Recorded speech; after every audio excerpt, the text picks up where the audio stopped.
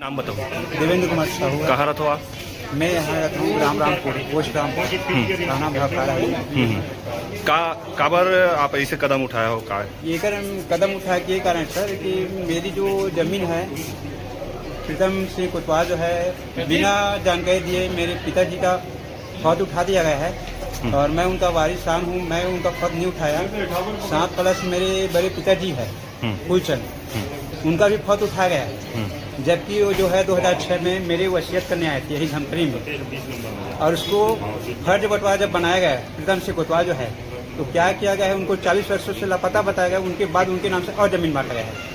मतलब मृत्यु घोषित करने के बाद पुनः और बांटा गया जमीन। 7 प्लस जब फर्ज बंटवारा बनाया गया, पंचनामा बनते हैं ना, तो गांव वाले जब नहीं मिले ना तो दूसरे गांव के जो चढ़े थे रोड में उस व्यक्ति से साइन कराया गया है। अब जब उन साइन किया गया है तो उनको पूछे गए कि सर आप जानते हैं हमें देखे कि नहीं देखे? नहीं देखे। आवेदन पढ़े नहीं पढ़े। अब बताइए, मतलब ये जो है बिना पढ़े ये जो है ऐसे कदम उठाए गए, साइन किया गया। जमीन किसका है वो? जमीन हमारा है। आपके पिताजी का नाम क्या है? जी तिहारू राम साहू। कब से ये मामला चल रहा है? ये 2016-17 चल रहा है। अच्छा, जमीन कितना जमीन है और कहाँ कहाँ चल रहा है इसका मामला? ये जो है 4 एकड़ है हमारी जमीन जो है, 4 एकड़ 20 में है। तो आजकल जानते ना बंदोबस्त आते कुछ कम ज़्यादा हो जाते हैं ना, 20 में ऐसे पूछा जाता है तो ज़्यादा बचा हुआ है। तो ये जो है मेरे जो प्रकरण जो है तहसील में भी चला, तहसील में मुझे कुछ नहीं मिला।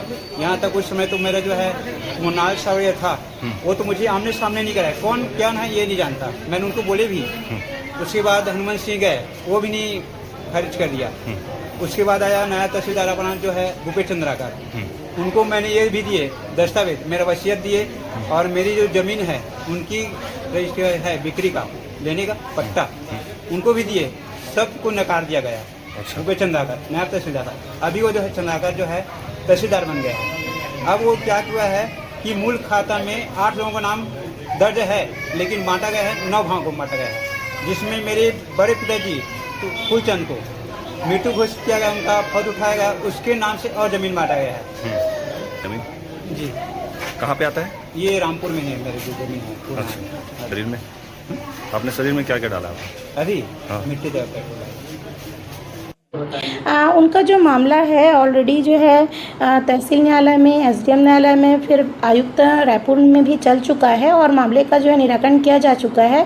वर्तमान में उनका मामला जो है माननीय सिविल न्यायालय में चल रहा है और न्यायालय के मामले में किसी प्रकार की भी कोई टीका टिप्पणी हम लोग यहाँ नहीं कर सकते हैं। उनको समझाइश दी गई है कि जो भी मामला है वो अभी न्यायालय में विचाराधीन है और उस पर जो निर्णय होगा वही मान्य होगा।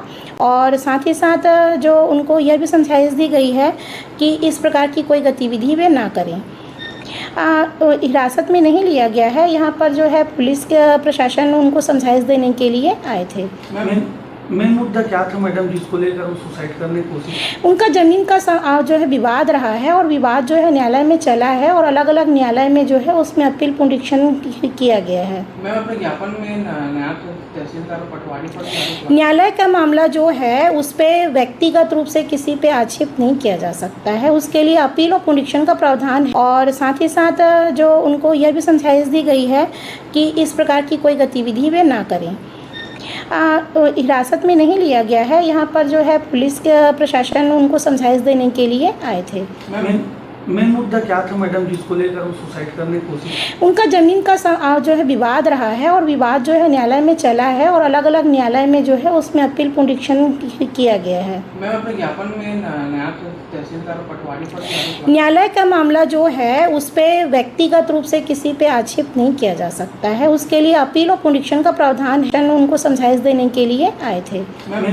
मेन मुद्दा क्या था मैडम जिसको लेकर वो सुसाइड करने की कोशिश? उनका ज़मीन का जो है विवाद रहा है और विवाद जो है न्यायालय में चला है और अलग अलग न्यायालय में जो है उसमें अपील पुनरीक्षण किया गया है। मैं अपने ज्ञापन में नया तहसीलदार पटवारी पर न्यायालय का मामला जो है उस पर व्यक्तिगत रूप से किसी पे आक्षेप नहीं किया जा सकता है, उसके लिए अपील और पुनरीक्षण का प्रावधान है। उनको समझाइश देने के लिए आए थे।